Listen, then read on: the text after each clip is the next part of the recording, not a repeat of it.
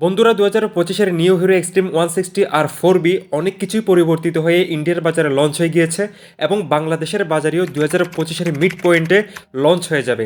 এটাতে যে পরিবর্তনগুলো করা হয়েছে তার মধ্যে এক নম্বরে এটার হেডল্যাম্পের যে ইলুমিনেশন এটা 30% ব্রাইটার করে দেওয়া হয়েছে, সাথে এলইডি সেটআপে ব্লিঙ্কার্স তো থাকছেই। খুবই ভালো কোয়ালিটিফুল কেওয়াইবি ইউএসডি ফর সাসপেনশন এটাতে ব্যবহার করা হয়েছে, যেটাতে পরিবর্তন করা হয়নি, এটা আগেও ছিল এখনও রয়েছে। ডুয়েল চ্যানেল এবিএস সিস্টেম পেয়ে যাবেন এবং 276 মিলিমিটার একটি পেটাল ডিস্ক ব্যবহার করা হয়েছে, যেটা ব্রেকিং পারফরমেন্স যথেষ্ট ভালো পাওয়া যাবে এবং 180/17 সেকশনের ফ্রন্ট টায়ার তো থাকছেই। পেছনে 230 মিলিমিটারের পেটাল ডিস্ক ব্যবহার করা হয়েছে উইথ এবিএস এবং এটাতে যে টায়ার ব্যবহার করা হয়েছে 130/70/17 রেডিয়াল। এক্সস্টের ডিজাইন আগের মতোই রাখা হয়েছে, কোনো পরিবর্তন করা হয় নাই। 7 স্টেপ অ্যাডজাস্টেবল মনোশক সাসপেনশন আপনারা পেয়ে যাবেন। দ্বিতীয় বড় পরিবর্তনটা আপনারা পেছনের কাউলের অংশে দেখতে পাবেন, এখানে আগের ডিজাইনের তুলনায় সম্পূর্ণ রিডিজাইন করা হয়েছে এবং অনেক স্পোর্টি একটা লুকস আপনারা এখন পেয়ে যাবেন। তৃতীয় যে পরিবর্তনটা, এটাতে এখন সিঙ্গেল সিট ব্যবহার করা হয়েছে, যা বাংলাদেশের বাইকারদের মনের আশা পূরণ হতে যাচ্ছে। এখন সেগমেন্টে পাওয়ারফুল এই বাইকটির সাথে পেছনে লেডি পিলিয়ন নিয়ে বা ফ্যামিলি নিয়ে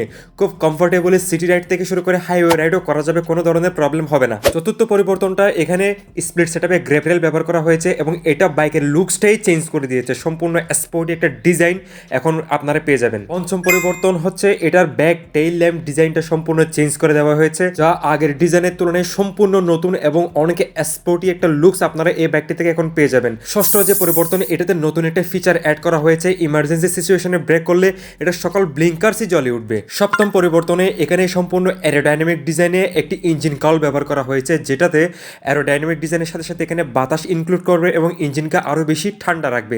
165 মিলিমিটার গ্রাউন্ড ক্লিয়ারেন্স রাখা হয়েছে। গোল্ডেন হেডের একটি ইঞ্জিন ব্যবহার করা হয়েছে এবং অয়েল কুলিং সেটআপের একটি ইঞ্জিন ব্যবহার করা হয়েছে। এটা এফআই টেকনোলজিতে রয়েছে এবং কোনো ধরনের কিক অপশন আপনারা পাবেন না। আর বাইকটির পাওয়ার এবং টর্কের কথা যদি বলি, 163.2 CC oil cooling 4 valve FI engine ব্যবহার করা হয়েছে। ম্যাক্স পাওয়ার 16.9 পিএস এবং ম্যাক্স টর্ক 14.6 নিউটন মিটার আপনারা পেয়ে যাবেন।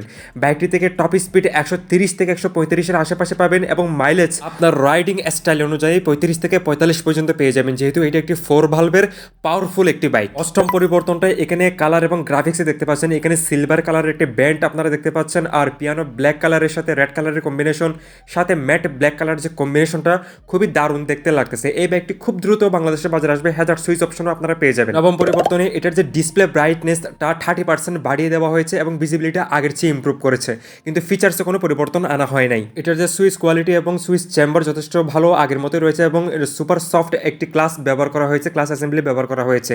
আর এটাতে side stand engine cart of সেন্সরের সাথে 5 স্পিড গিয়ার বক্স ব্যবহার করা হয়েছে। সেফটি বিবেচনায় এখানে ফ্যাক্টরি বিল্ডের সারি গার্ড এবং ওপেন চেনসেট কভার আপনারা পেয়ে যাবেন। দশম যে পরিবর্তন তা হলো বাইকটির প্রাইস। বর্তমানে বাইকটি বাংলাদেশের বাজারে খুব দ্রুত লঞ্চ হয়ে যাবে 2025-এর মিড পয়েন্টেই এবং এটার প্রাইস হতে পারে 2,60,000 থেকে 2,65,000 টাকার আশেপাশে। এই পরিবর্তনগুলো কেমন লেগেছে অবশ্যই জানাবেন এবং সাবস্ক্রাইব করে আমার চ্যানেলের সাথে থাকবেন। ধন্যবাদ।